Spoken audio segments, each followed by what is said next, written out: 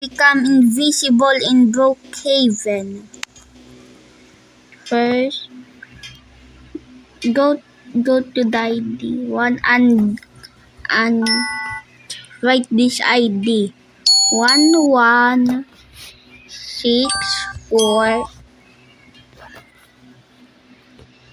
33 640 22 7939.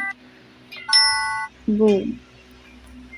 Now remove all the accessories.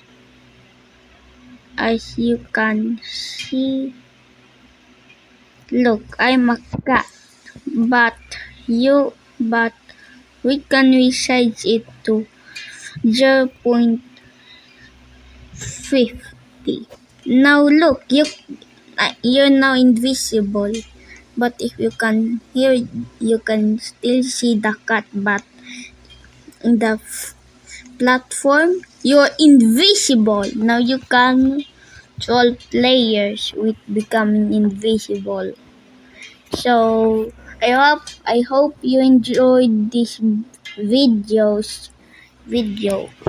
and I hope this video can get a lot of views. Bye bye.